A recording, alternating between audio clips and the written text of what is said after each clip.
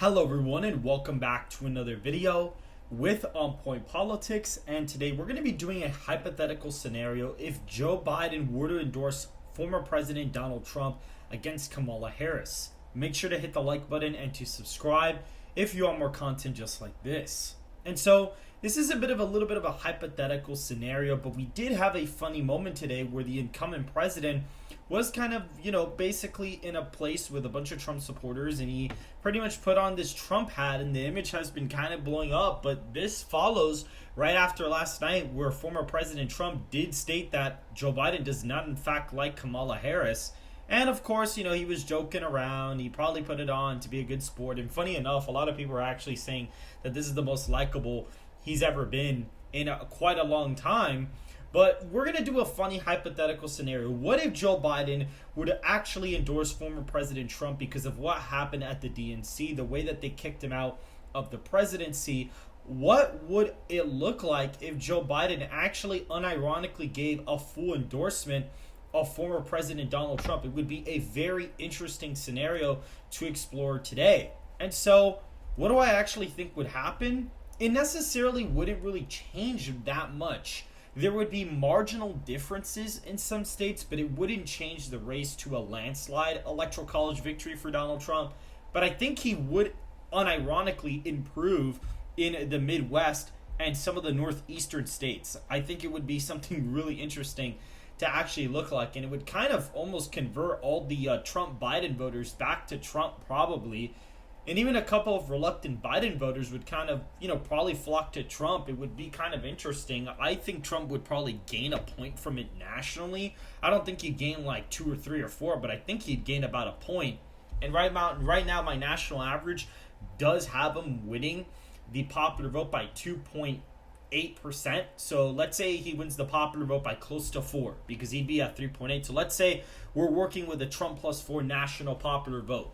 And so looking at that, the safe Republican states are the ones that he won by a pretty decent amount in the previous election. This also now includes Maine 2nd, Iowa, Ohio, as well as the state of Alaska, including Nebraska at large and Nebraska's first. So that puts Trump at 149. Texas and Florida would also be in the safe Republican column as well in this forecast. I think that you probably would have the state of Hawaii potentially be likely in this scenario. I think California would still be safe. Washington, Oregon would be in the likely column. Colorado, Illinois, as well as, Vermont, Maryland, D.C., Massachusetts, those would be in the safe Democrat column. New York, I actually think, would get slightly closer, but not that much. Connecticut, New Jersey, Rhode Island, would probably be in the likely column. Georgia, North Carolina, Arizona, Nevada, Wisconsin, Michigan, Pennsylvania would all be in the likely column for the former president. I basically already have him winning, the Rust Belt, all the swing states by like this. Now, I would probably see if Trump's winning the popular vote by 4, he probably would end up getting a little bit extra support from Biden in some of the Atlanta area. He'd probably pick that up, as well as some of the Charlottesville areas in North Carolina. He'd probably pick up some support in Maricopa and pick up some support in Clark County. So he'd make marginal differences in some of those big city areas and would kind of help him out with some of those more reluctant Rust Belt voters, funny enough. And I think in this scenario, you could actually see Delaware get within 5. I think it would be one of those things where Biden kind of like, if he endorses Trump, he may... If we were to unironically do it, it may actually help Trump get pretty competitive in Delaware. The state only voted, we can actually see here, the state only voted for the former president, or voted for Joe Biden by about 19 points. But in 2016, Hillary Clinton only won the state by 11, and it doesn't have that large of a population in order for it to actually shift a lot. So Joe Biden endorsing Donald Trump could actually make Delaware unironically competitive. I think that Maine's first would probably be likely. You'd probably see, I think Trump would probably gain from Maine at large in New Hampshire. You could see that happen possibly, as well as Nebraska second. I think that New Mexico would flip, including Virginia, but I still think Minnesota wouldn't budge. Right now, Harris is still polling pretty well in Minnesota in my polling averages. So I even think if Trump's winning the popular vote by 4, I still think it'd be kind of hard for Harris to lose Minnesota. So right now, I'd say if Joe Biden did unironically endorse the former president, he probably would pick up the states of New Mexico, Virginia, New Hampshire, and Maine at large. So it would be kind of interesting to see how that ends up playing out. I think it would be something funny. And of course, this is kind of a hypothetical, speculative kind of short video to look at. But I do think this would be a plausible map if Joe Biden were to endorse him, because obviously he wouldn't flip the race for it to be safe Trump. But I do think he'd unironically help Trump gain support from some of those more, reluctant Trump-Biden voters that maybe aren't voting for Trump this time. You could see some of them flock back. Maybe Biden does actually help him out with black voters. I think if Biden were to unironically endorse him, I think Trump would probably gain like 3 to 5 points with blacks.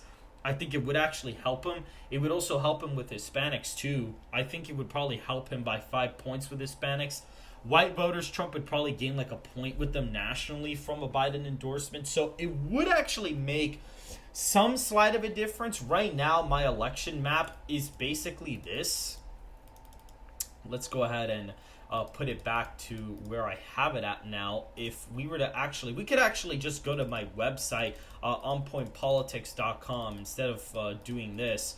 We can go ahead and look at that instead. I think this would be kind of interesting. So if we look at onpointpolitics.com, my current map is this right now. You see New Hampshire is pretty competitive. Minnesota is a little bit over a point for Harris. Same thing for New Mexico. It's about like roughly a 3-point win. And Virginia is a little bit more of a victory. Maine at large is about almost a 4-point win for Harris. And Michigan, Pennsylvania, and Nevada are still in the lean column. Pennsylvania and Nevada are almost likely states for Donald Trump. So in my model, he's already winning pretty big. And Texas is about to be safe Republican.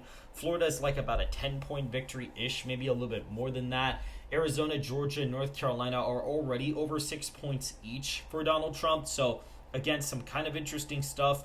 Nebraska second is in the tilt Democrat column. So this map wouldn't actually be that implausible from a Biden endorsement. I think that would be pretty fascinating. I think that Trump would gain some support, minor support with some union voters as well. Like, really the whole point of this is that I think it would actually unironically help Trump if Biden were to somehow endorse the former president, which again I think is very unlikely. I doubt it's going to happen, but it is a fun hypothetical to actually think about.